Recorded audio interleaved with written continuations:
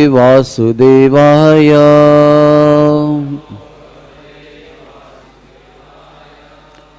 ओम नमो भगवते वासुदेवाय। ओम नमो भगवते वासुदेवाय। नारायणं नमस्कृत्य नरं चैव नरोत्तमं देवीं सरस्वतीं व्यासं ततो जयमुदीरयेत्। नष्टप्रायेषु अभद्रेषु नित्यं भागवत सेवया भगवतीरुत्तमश्लोके भक्तिर्भवति नैष्टिकी। कृष्णाय वासुदेवाय देवकी नंदनाय च नंदगोपकुमाराय गोविंदाय नमो नमः। गोविंदाय नमो नमः।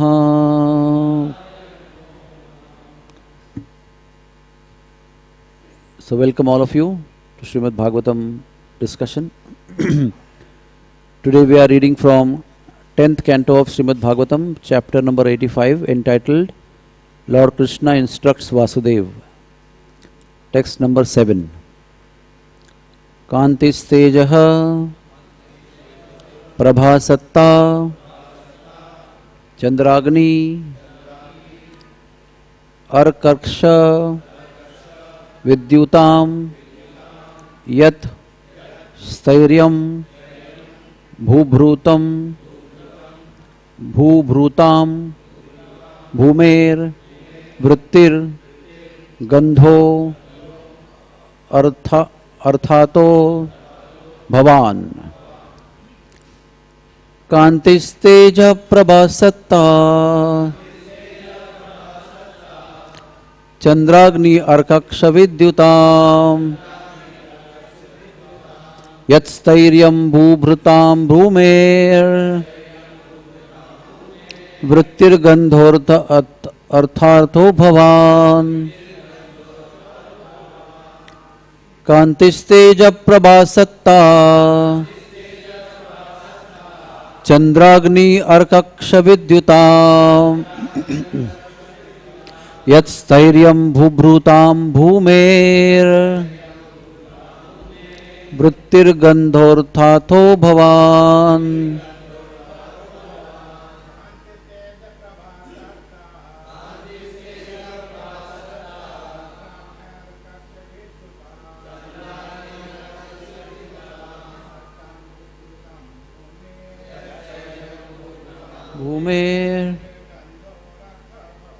Bhumer Vrittir Gandhorthatho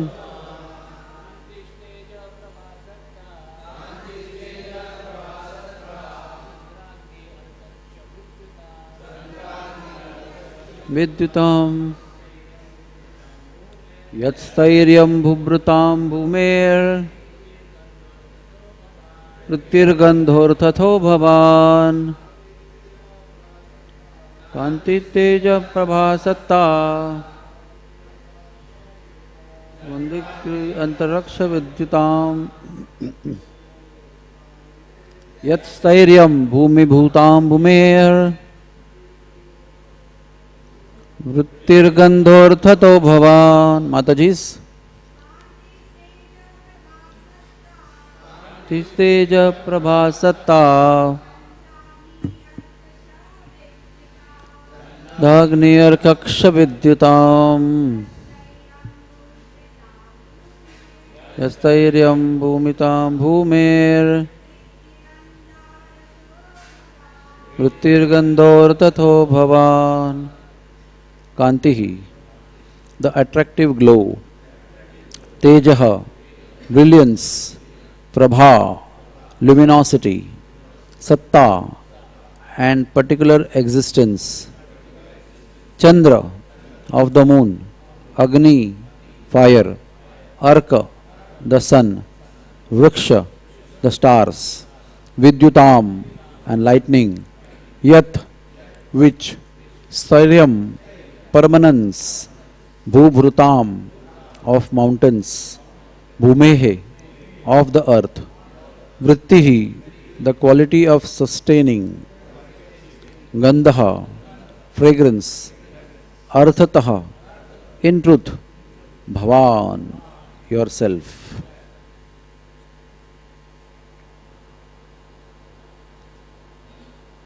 Translation.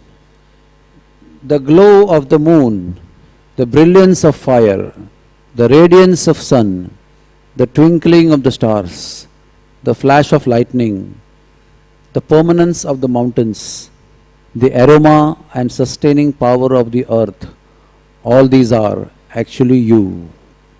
Purport.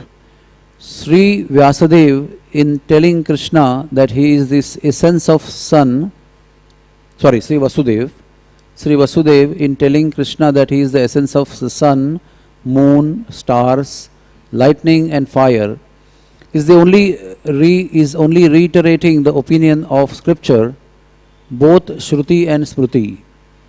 The Shvetashvatara Upanishad 6.14, for example, states, Na tatra suryo bhati na chandro tarakam nema vidyuta bhanti kutoyam agnihi tam eva bhantam anubhati sarvam tasya bhasa sarvam idam vibhati. There in the spiritual sky, the sun does not shine, nor does the moon, the stars or lightning as we know them. What to speak of ordinary fire? It is by the reflection of the spiritual sky's effulgence that everything else gives light. Thus, through its radiance, this entire universe becomes luminous. And in the Srimad Bhagavatam 15.12, the Supreme Lord says, Yad aditya gatam tejo jagad bhasayate akhilam yat chamramsi yat chagnau tat tejo vidimamakam. The splendor of the sun, which dissipates the darkness of this whole world, comes from me. And the splendor of the moon and the splendor of the fire also come from me. Can we have this fan put off, please? Om Jnanatimirandasya Jnananjanashalakaya Chakshurunmilitam Yena Tasmai Sri Guruve Namaha. Sri Chaitanya Manobhishtam Stapitam Yena Bhutale Swayam Rupak Kadamayam Dadati Swapadantikam. Sri Krishna Chaitanya Prabhu Nityananda Sri Advaita Gadadhar Srivasadi Gaura Bhakta Vrinda. Hare Krishna Krishna Krishna Hare Hare, Hare Rama Rama Rama Hare Hare. Hare Krishna. Please repeat after me. The glow of the moon, the brilliance of fire, the radiance of the sun, the twinkling of the stars, the flash of lightning, the permanence of the mountains, and the aroma and sustaining power of earth, all these are actually you.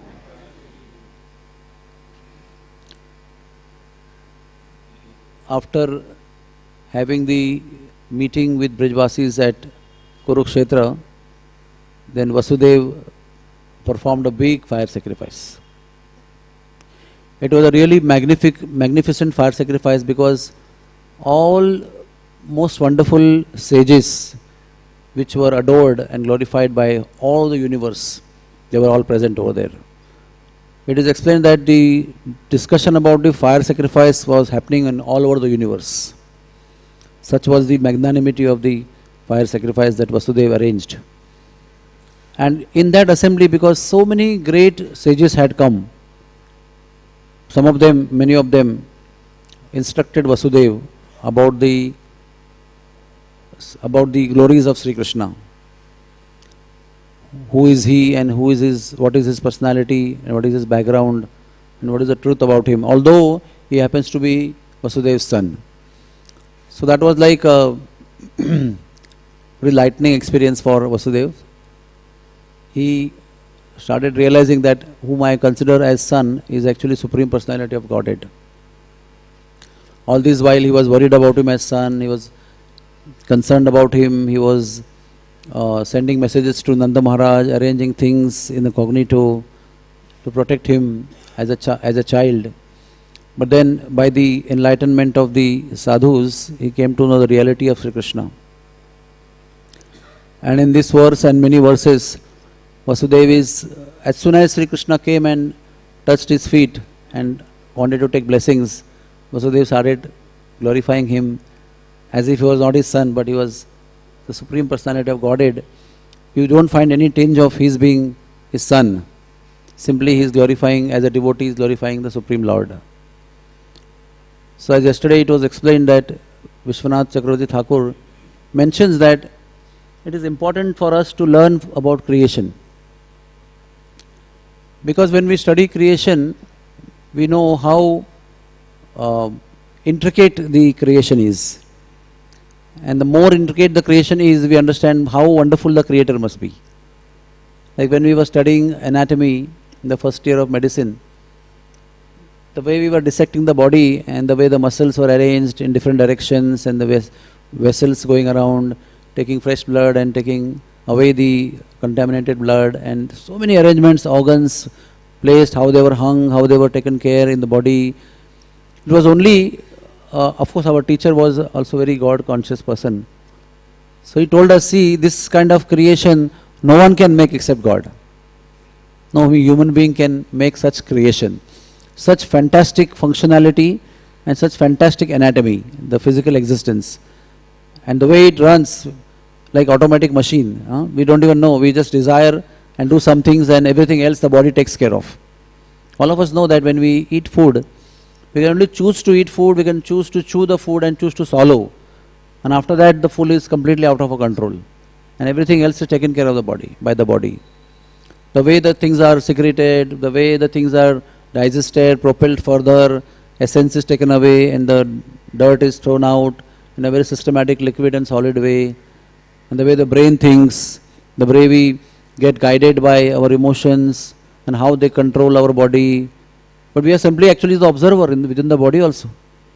And such a beautiful creation which is only this body only. Within this body itself is actually a universe which is so beautifully organized and arranged by the Lord. And then comes the human beings, how they interact with one another.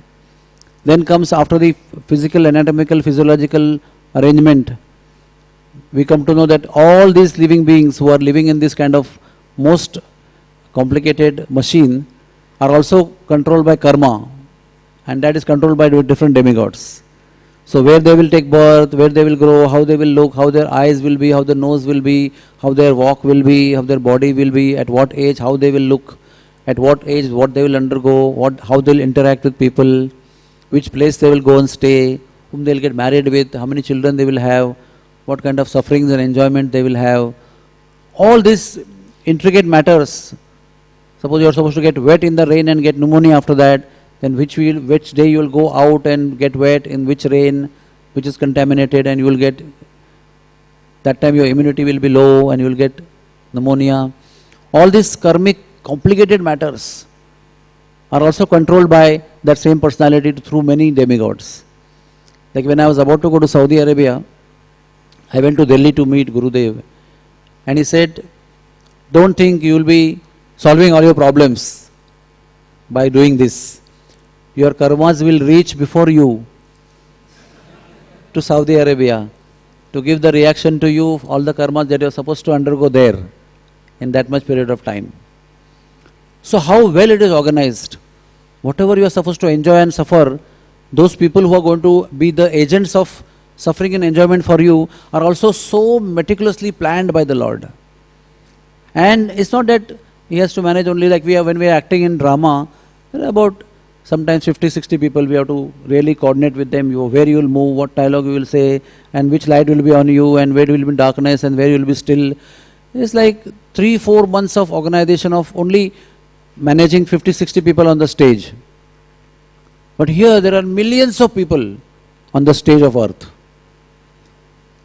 And they are so beautifully orchestrated, and there is no deficiency in giving reaction to their karmas and happiness and distress also. In various locations, which combinations of people will come in contact with you. It is never a situation that you meet a person by chance. You always meet a person by some karmic connection in the past. It is not possible that you meet some people in life without any connection. There is always a reason and purpose behind whomever we meet in life. And that purpose we should keep searching actually, why this person is in my life. And at the same time, although it is painful to us many times, it is also a perfect arrangement of the Lord out of love and out of your consideration of your welfare. How intricate it is, imagine. You have to give the punishment also, but also keep the welfare and concern about that person in mind, because you love that person. The Lord loves all of us.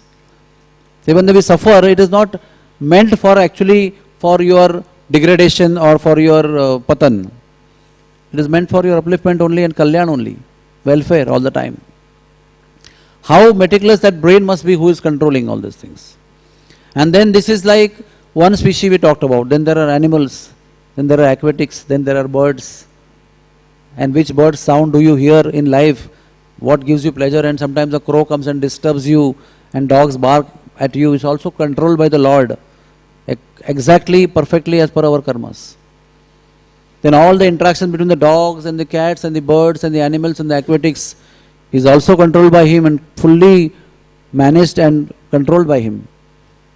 Through many, many demigods who simply work under His guidance. They have no independence. And there are so many demigods. And after this earthly planet gets over, then there are so many Swarga planets. Then there are Siddhaloka planets, then Brahma planet, and so many lower planets.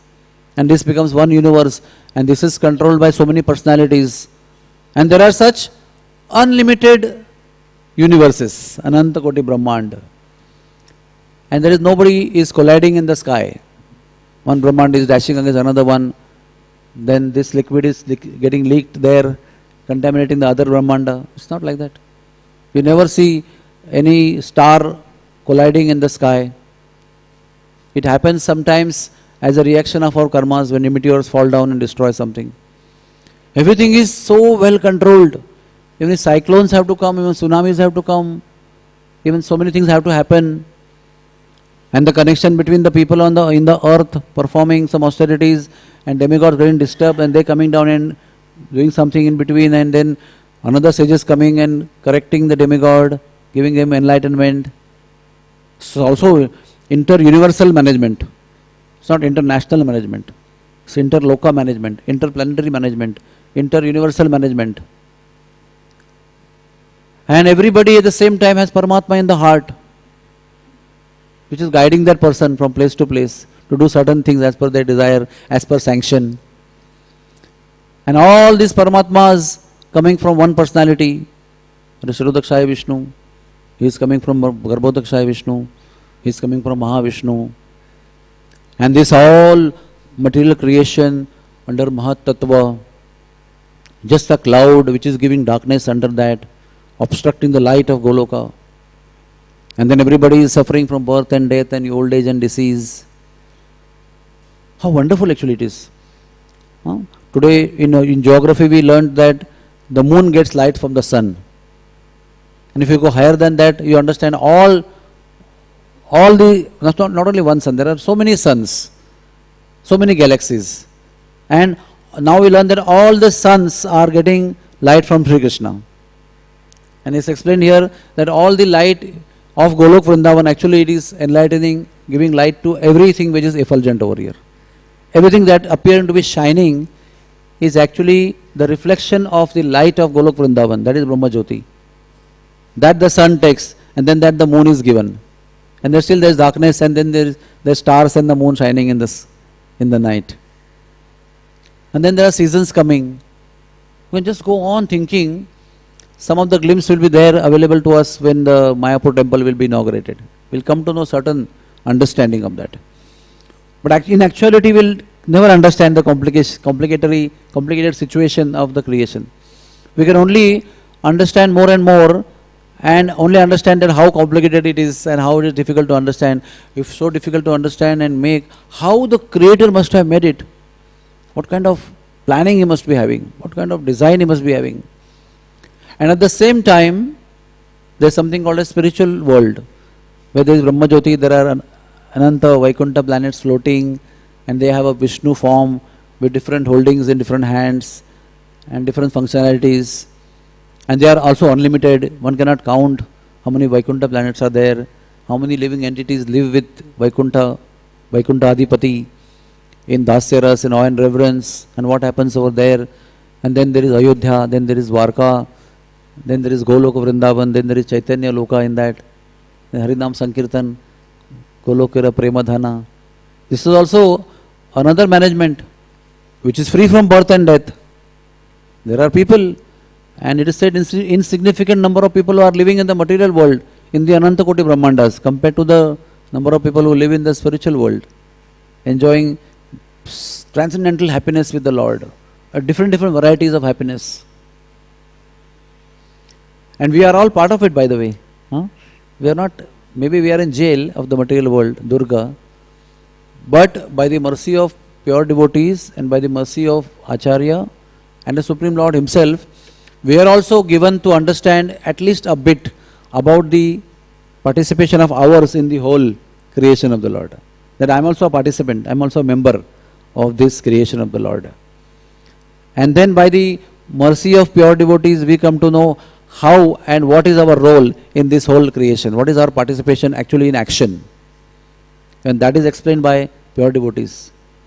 And then we understand that even I am in the material world in the suffering condition of Durga, of birth and death, but still I have a role to play. I have some service to do. And I can be connected with that Supreme Personality of Godhead while I am insignificantly living my life with my insignificant set of karmas which bother me and which please me sometimes. And at the same time we know that while doing all this complicated management of the whole universe, that personality is totally aloof and uninterested and uninvolved. He is simply playing his flute. This is very amazing actually. He is playing his flute, and through the sound of the flute whole the creation is acting. All the demigods get their intelligence, all the demigods get their instructions, all the demigods keep doing things, and they don't fail in doing those things. They give rains as per the karmic situation, as per their duties. We get water, we get sunlight. We don't see sun going on casual leave at times, sometimes absent, sometimes present. They are always there. And it's not that Krishna is every day instructing sun, are you going today or not? Don't go on leave. Whatever problems you have, we'll solve afterwards. It's just, it's amazing. We if maybe managing few hundred people, and we have to really go after the people so many times to look after are they punching card or not, are they going early, or they are doing their work or not, are they performing well or not. There's so much work. Day by day as the Kali Yuga is advancing, the HR work is increasing like anything. To the most sincere person also, you have to keep eye on him, keep inspiring him, keep checking on him, keep vigilance, keep records. To just run a small, insignificant institute in comparison to the whole universe that Sri Krishna is managing. So what kind of people he has inducted, what kind of people he has oriented, what kind of orientation he has given, what kind of empowerment he has given, what kind of strength he must be having to give all those things to so many people in every Brahmanda and then in Vaikuntha. How many times he has expanded to do those wonderful things in the spiritual world and the material world. Then his planning of coming down, when to come, what time to come, what lila to perform. Then lilas are meant to inspire somebody, enlighten somebody, punish somebody, uplift somebody. And the period of time and the variety of people who come down with him. It's a huge entourage. And then at the same time in every Brahmanda, at various places, in various lokas, all these sets of activities are going on continuously. How it is possible? Today he is breaking the pot here, there he is stealing the butter over there, and they're dancing with the gopis on some other planet. And differently in different planet, Kalpa Bheda also has to be managed. What Kalpa Bheda will be implemented here? What variety I'll exhibit over here? It's mind-boggling actually. But it's mind-boggling for us. For him it's simply like playing flute, it's a pleasure. It's like for us eating gulab jam. It's nothing taxing, It's so wonderful actually. So all this is happening automatically, which is strenuous for us to even understand also, to think also. And this is the personality of Godhead we are dealing with. Please understand. And it is important to read the chapter of creation in Bhagavatam, and it's important to read Bhagavad Gita so that we understand whom I am dealing with. It is not, he may be coming to you as a friend, or the coward boys are playing with him, gopis are dancing with him. He is also stealing butter here and there, doing so many things which are too ordinary things. Even at certain point of time, you will also stop doing those things when you grow up, a child. I mean, in childhood, we may be doing so many things, but we stop doing those things. And he keeps doing those things with his friends and devotees. So we have to understand the glory of that person who is doing all those wonderful things in Vrindavan. What is his power? What is his position? What he can do? And what is he doing already? What are his glories? For example, we see the moon, we see the fire. These are all powerful things. Fire, when we do yajna, we cannot sit in front of yajna for more than 2 hours. It is so exhausting. Little bit here and there you go, you can get the flame on you. You have to position yourself properly. And that fire just goes out of the kunda and goes in the house. You can imagine. It can cause destruction like anything. The lightning, what kind of destruction you can take, it can give to the world. Then you can see the stars. Then you can see the mountains. And these mountains also move, by the way. You may know this. The mountains are steadily moving there because they are also people. Many sages take birth as mountains to perform meditation in seclusion. And these move. And you see a mountain, it has so much power. It attracts lightning, clouds, it attracts so many things. It has got electromagnetic power.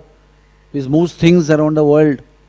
Temperature, everything is so much, geology and geophysics explains us all these things. And what is understanding over here, which is given to us, that everything is actually the Supreme Personality of Godhead. The aroma of earth, that aroma gandha, that earth has, it is also Sri Krishna. The sustaining power, the power that ether has to hold things, is also Sri Krishna. So although he is not involved in anything, but he is everything. The simultaneous oneness and difference, and simultaneous existence and non-existence, simultaneous full involvement and non-involvement is very confusing actually. Who can do that? I can either be a controller or totally out of the picture. This cannot be haphazard way. Either you are in or out. But you cannot be in and out both at the same time. But Sri Krishna is in and out simultaneously, in the most wonderful way, in the most glorious way, in the most inconceivable way also. So that has been explained by the sages to Vasudeva. And now Vasudeva, when he saw Krishna for the first time in the prison house, he was filled with Vatsalya. Devaki was filled with Vatsalya. And he was telling them, Krishna was telling them, I am the Supreme Lord. I have come here to give darshan to you. You have been performing tapasya for so many thousands of years. You wanted me to be as your son. And I came first as Prishni Garbha. Then I came as Upendra. And now I have come as you were Drona and is that right? No, they were Vasudeva and Devaki. I forgot their previous names. Sutapa and Prishni previously. So now as Vasudeva and Devaki, I am coming to you as Sri Krishna, the Supreme Personality of Godhead. Do not worry, I will alleviate all your miseries. I will take care of Kamsa. So Vasudeva was offering, like with awe and reverence, and Devaki was still saying, no. It's okay, you just stop your discussion and become a baby. because I am so fearful. If he sees your effulgence, he will come and attack you, and he'll harm you. So her Vatsalya was more intense than the Vasudev, and she was still requesting, no, no, no, you please come as baby. I would like to hide you somewhere in the prison. And then he went to Mathura. From Mathura to he went to Gokul, and Vasudev Devaki were there, and he was raised in Gokul and afterwards in Nandagaon Varsana. And now again he is seeing him after a long time. So his Vatsalya is there, but somewhat his Vatsalya was, I won't say wiped off, but it was like somewhere it was nullified by the discussion of sages. And Vasudeva is full in awe and reverence with minimal Vatsalya. And Sri Krishna is, what is Sri Krishna doing? Sri Krishna is saying, yes, yes, my dear father, whatever you have said is right. As per the scripture and as per the philosophy and as per the verdict of the sages, whatever you have said is truth. But my dear father, ultimately I remain your son. So here, from the Aishwarya Bhav, Sri Krishna is trying to re-establish the Vatsalya Bhav. But we have to understand that this Vatsalya Bhav which Vasudeva and Devaki have is also Aishwarya Vatsalya, with the cognizance of Sri Krishna being the Supreme Personality of Godhead. Like Arjuna, when he understands Sri Krishna as Supreme Personality of Godhead, but loves him as friend, as closest Sakha, but that understanding of being Sakha is actually with the opulence, with the Aishwarya Bhav, knowing that he is Supreme Personality of Godhead. Kunti Devi also serves Sri Krishna in Vatsalya Bhav, but her Vatsalya Bhav is also Aishwarya Vatsalya Bhav. But the Brijvasis, when they have Vatsalya Bhav, when Nanda Maharaj and Yashoda, that is not mixed with any Aishwarya. They don't even know at all that he ever can be Supreme Personality of Godhead. Here see the situation, we are in, I think, is this Kurukshetra or this is Dwarka? This is Kurukshetra only, right? The performance of sacrifice. So we are out of Vrindavan. So naturally we are, wherever Krishna is, there is Aishwarya understanding of Krishna. Whoever is seeing Krishna is bowing down to him, offering hymns and prayers and worship and glorifications and serving in that mood. And few people, very few people are in friendly and in Vatsalya mood, but they are also in Aishwarya Vatsalya and Aishwarya Sakhya. And here the personality who is in Vatsalya Bhav is expressing his Vatsalya, his understanding of greatness of the Lord, and the Lord is trying to re-establish his Vatsalya. But in Braj Bhumi, everything exactly happens opposite to what is happening in out of Braj Bhumi. What is happening in Braj Bhumi? Sri Krishna is at times trying to show his opulence. Okay? Like gopis performed dance and they became little proud in spring season. So Sri Krishna from Chandra Sarovar, Ras Leela, he left. And he went to a close by area called Pravishtavan. And Pravishtavan is a place where he had earlier entered a cave, Pravishta Gufa, and lifted Govardhan. That is called Pravishtavan. Today it is called Petha. So he went to that Petha area and he assumed Chaturbhuj Narayan form. What does that mean? In the area or in the region where Madhurya is most predominant, he is trying to light some fire of Aishwarya in between. So he is standing in front of, right on the middle of the road, on the lotus, in the pond called Narayan Sarovar, is standing like Vishnu. And by the way, you should understand, including Nanda Maharaj, every elderly person always worship Vishnu. Whenever Krishna was in difficulty, they will worship Vishnu to get blessings and to perform some rituals to, save our child, and then they will do so many rituals concerning Supreme Lord, like as Vishnu. And also whenever there is difficulty, there is a particular Nrsimha deity in Nanda Bhavan below, which Nanda Baba used to worship when Krishna had difficulties. Even today also you can go and visit the temple, Nrsimha Mandir.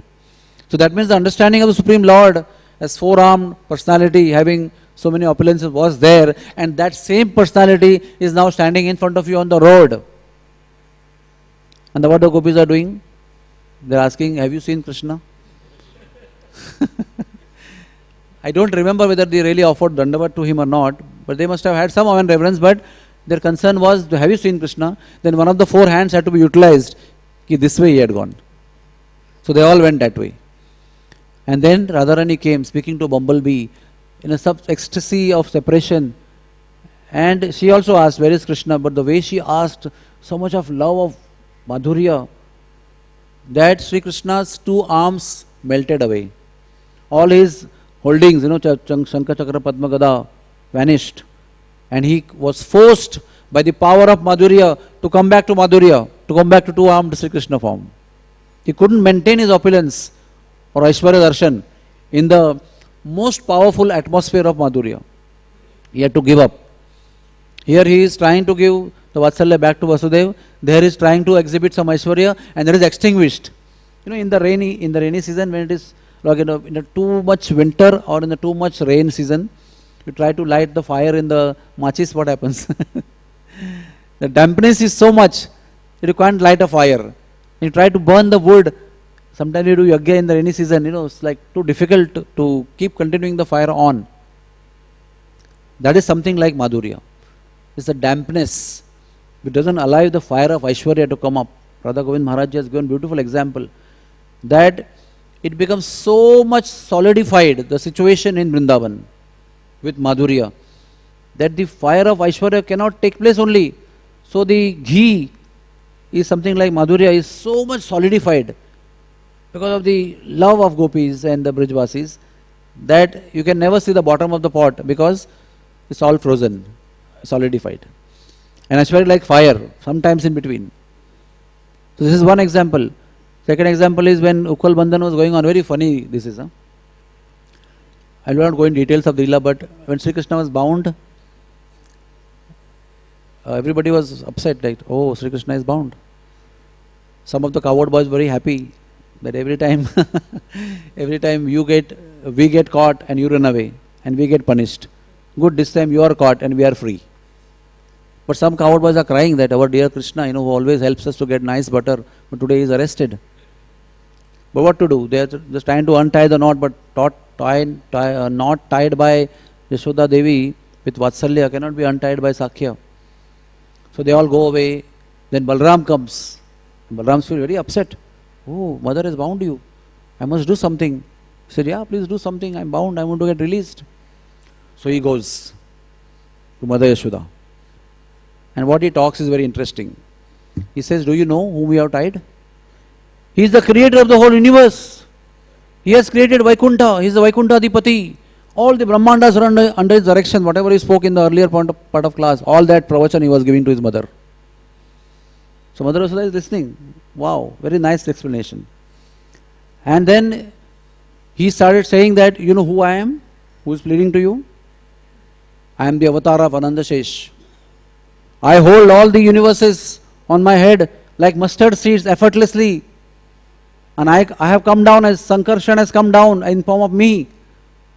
And you are tying my brother, who is Supreme Personality of Godhead. And you can imagine Mother Yashoda's expression and emotion. She is listening. You guys are quite naughty, huh? And then she raises a stick and says, get out from here, as if all the incarnations of God has to come to my house only.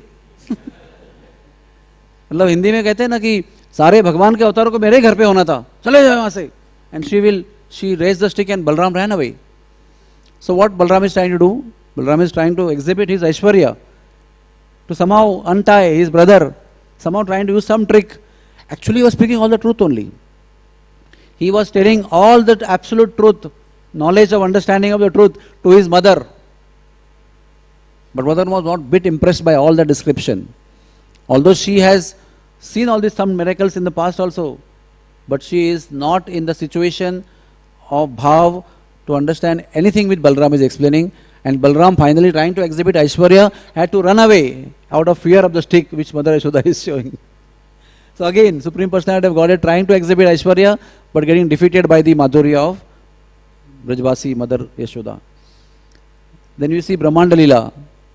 Sri Krishna opened the mouth and gave some understanding to her. Oh my God, the boy I am dealing with is Supreme Personality of Godhead. But Sri Krishna didn't like it. He closed his mouth and smiled, and she forgot everything. But for time being only it was happening. But did she ever get a dream again? But yesterday what I saw, was it truth or not? Not even one moment she remembered. Because the whole life of Yashoda Mai is filled with so much of Madhurya, Vatsalya, that even though whatever she sees in between, she forgets it immediately. And no other memory again comes of that. What about that day when I saw the mouth of Krishna and I saw the Brahmandas? Let me ask Nanda Maharaj again, what happened to that? 15 days back I saw. No discussion. That goes as absolute erasing of memory, totally deleted for further Leelas. Then comes the Gopas asking Krishna that, we have heard that actually you are Vishnu. We have heard it. But whenever they are saying that also, there is no awe and reverence in that. He's like a playful boy who plays every day. But by the way, we heard that you are a Vishnu. Can you take us to Vaikuntha and give darshan to us in Vaikuntha? So he told, I am not Vishnu. I am your friend. I play with you. Why are you asking such kind of things? We worship Vishnu. I am not Vishnu. I am worshipper of Vishnu. All of us worship Vishnu. But they said, no, don't try to cheat us. We have heard it. So you have to show us Vaikuntha darshan. So then after a long time of discussion, then he said, close your eyes. So they closed their eyes. Then he said, open your eyes. And they opened their eyes. And when they opened their eyes, they were in a huge Vaikuntha assembly. Huge. And at long and far distance, there was Sri Krishna seated as Vishnu along with Lakshmi. Long. You cannot even relate to him. So long he was. Like, Prime Minister when he is waving at you on 15th August. You cannot say, Hari Bol, Hare Krishna, I am from Chowpatty, You cannot say that. It's so far, it's like he is waving, you can wave. At the most you can do, you can wave at him. But can you relate to him? Although you must have met him somewhere in some function and spoken 2 words with him. You cannot say, I am that person. Remember I meet you on 26th August that day. You cannot do that. So like that, those who were very close to Sri Krishna before few minutes, they were like miles away in the assembly of many opulent people, shining like anything, with crowns and opulent dresses and ornaments. And Sri Krishna was the most shining personality amongst all, sitting on the farthest, tallest point on the Singhasan. And there was so much hymns singing and yagyas performed and glorifications going on. It's like too official a situation. And the Gopas became very uncomfortable. Very restless and uncomfortable. We cannot even talk to Krishna, we cannot even meet Krishna. What is there? Only opulence, and there is no interaction of love. So they desired in the heart, no, we don't want to see the Vaikuntha anymore, we don't want to be here anymore, please take us back to Vrindavan. And they heard a sound, close your eyes. And they closed their eyes. And then they heard a sound, opened your eyes. And they opened their eyes. And they were back in the same place where they were with Krishna. So, imagine today if you go to Vrindavan, you meet any Brijvasi, he says, Prabhuji, what is there in Vrindavan? Please take us to Bombay. You guys are so nice, you are in Bombay, you have so many things and you come here, serve and go back, your life is so wonderful. What is there in Braj? Take us to Bombay. And the Bombay guys will tell you, what is there in Bombay? India is so bad, we should go to New York, we should go to London. That means from simplicity people want to go to opulence situation. And Brijvasis in one sense for few minutes covered boys had the same mood. But within few minutes their mood was extinguished. Like today also I've seen so many Brijvasi Nandagaon boys whom I know very well. They come to earn some money in some temple by becoming pujari. But whenever they have come to Bhaktivedanta Hospital to meet me, they only express their restlessness, their unhappiness, their discomfort best by being here. He said, we miss Nandagaon, we miss that festival every day, we miss taking darshan of the Lord. Here things are all right, money is coming, but my mind is so restless. And then even though they were in financial difficulty, they have left their jobs in some temples and gone back to Nandagaon. And they're so happy there. And when I met them there, said, now we are back home. I'm so happy. This is Brijvasi, true Brijvasi. However, whatever opulence they may be getting outside, but they will actually cherish that loving atmosphere of Braj, which is filled with love and devotion. So the Gwalbal, they were interested in knowing something about Vaikuntha, but although they were offered a place in Vaikuntha full of opulence, they were not comfortable there. They wanted to be in the simple atmosphere of Braj. So this is Madhurya. And then another one is like Vismay Leela, which is explained in Garga Samhita. You know Nanda Baitak. Nanda Baitaks are many places. Nanda Baitak is there in Kamyavan, in Gokul, in Nandagaon, many places where Nanda Maharaj resided. Everywhere there was a Baitak. Baitak means they all would come together and discuss things. They would have day-to-day discussions about what Krishna did today, and they would give their purports and their opinions and happiness, and everything was to be there. Nanda Baitak is a very beautiful place. Nanda Baitak is the actual ideal place where we should be, because Nanda Baitak, where what happens there, only they are discussing about Krishna, what he did. That will keep us away from all the anxieties of life. So Brijvasis would have so many difficulties, but they would come to Nanda Baitak, they would simply become blissful. Just because Nanda Baitak purpose is what? Just to come together and discuss about Krishna. Since one time, when Sri Krishna lifted Govardhan, they all came together and they sat and started discussing. And in their Madhurya influenced consciousness, what they are thinking, hey Nanda, your son must be really a great demigod. Otherwise, how could he lift Govardhan like this? How can he become so powerful? He has to be a demigod. Now somebody said, no, I think he must be a Siddha. You know, he must be a personality who must have performed tapasya for so many lifetimes and have gained such kind of power, and now he has come as your son. And somebody is saying, no, he's not Siddha. He must be a Rishi actually, who really, a sage who has come to your house. You know, sages have a lot of powers. They can chant a mantra and do many things. And then what is Nanda Maharaj saying? Arey, whatever you feel people are feeling is fine, I appreciate you. But how can he be a sage? He always tells lies whenever he steals butter. How can he be a Siddha? He is like scared when there is thunder in the sky. He comes running in the lap of Mother Yashoda and hugs her like anything, closes his eyes. Mama, I am very scared. I'm scared. When the lightning in the sky and thunder in the sky. And whenever he doesn't get butter, how can he be a demigod? Demigods are so disciplined people. This person, when he doesn't get butter, he passes urine in the house of gopis. He puts water in the ears of newborn babies. He wakes up he pinches the sleeping babies in the cradle. So all of you may be having a feeling, but it's all wrong. I am witnessing these things every day. How can he be a sage, demigod, or a rishi or siddha? It's not possible. And then what happens? Those people who are referring to him as demigod or siddha or rishi, they start holding their stomach and start rolling on the ground, laughing, and they have also forgotten what they said about him. This is Nanda Baitak. Nanda Baitak defeats all opulent understandings of Sri Krishna. Even it props up like a Vishavalli, maybe a poisonous weed, it comes in suddenly between some opulent understanding of Sri Krishna pops in, and Nanda Baitak just extinguishes everything. And all those who say that, they start falling on the ground, holding their stomach and laughing. So this is very unique situation of Vrindavan. So we see that one time His Holiness Bhakti Rasamrita Maharaj told a list of Vatsalya devotees. And it was mentioned that the number one Vatsalya devotee top on the list is Yashoda Devi. And after that is Rohini. And after that is elderly gopis of Vrindavan. And Nanda Maharaj comes fourth on the rank. After Nanda Maharaj, then there is Devaki.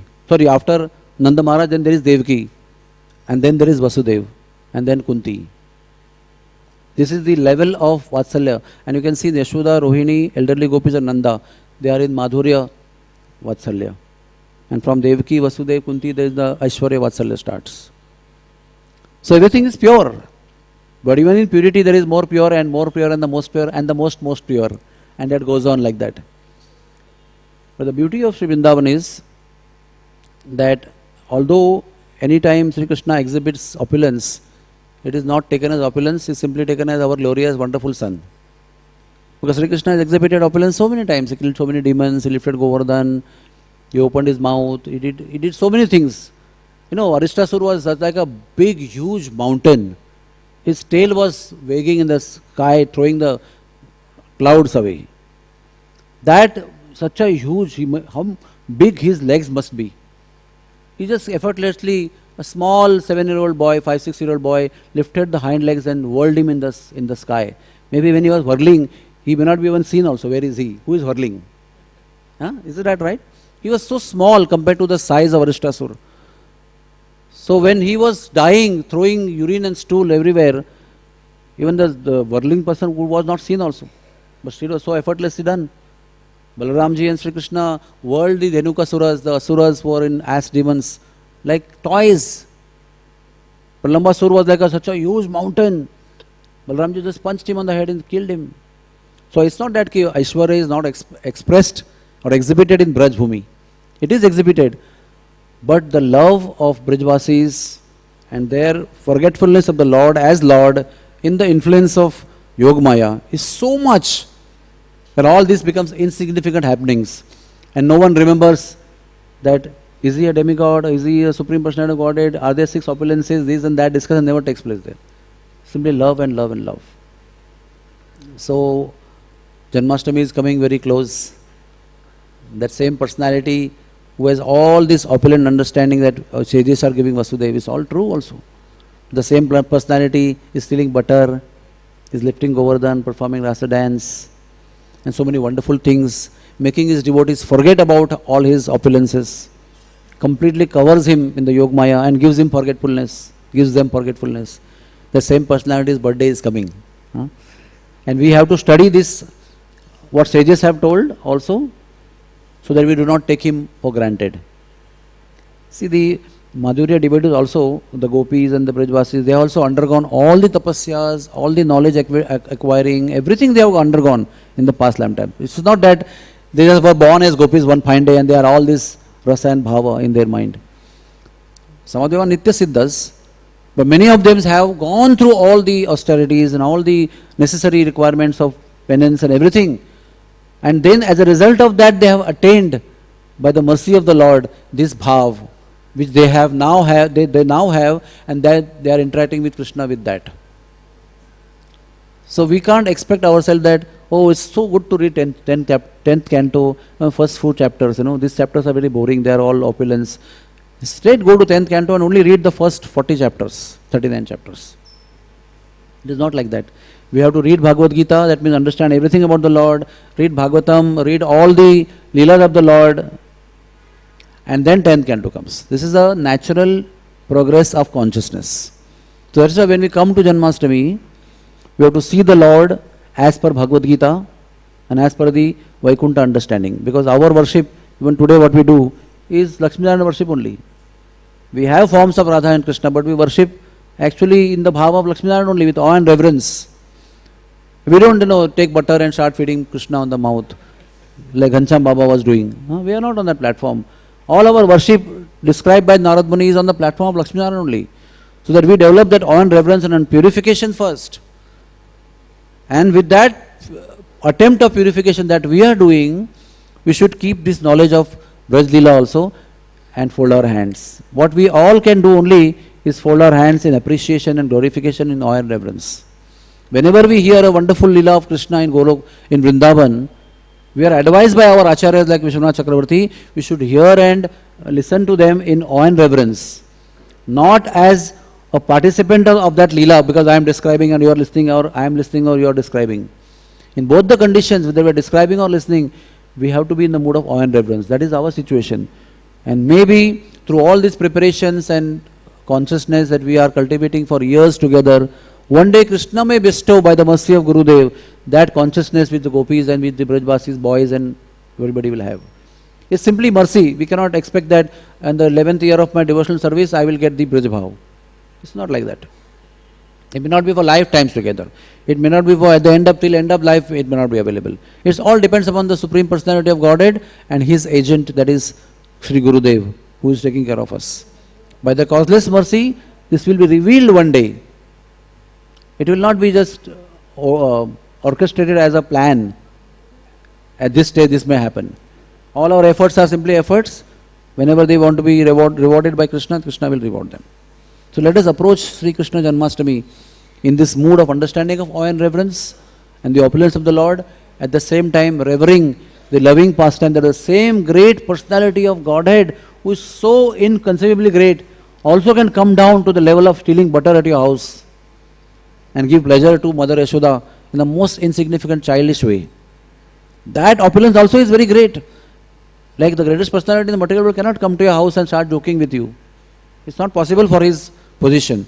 But the Supreme Personality has that opulence. He breaks that opulent situation and come to you as a most ordinary, insignificant boy and give pleasure to you as like that. That's why he has created Sri Vrindavan Dham, to express his opulence of giving a opulence and developing love with simple devotees of the Lord. Hare Krishna. Thank you very much for listening attentively. If there is any comment or question, we would like to hear from you. Shri Krishna भगवान की, श्री कृष्ण जन्माष्टमी महोत्सव की, श्री बलराम जी की, श्री वृंदावन धाम की जय।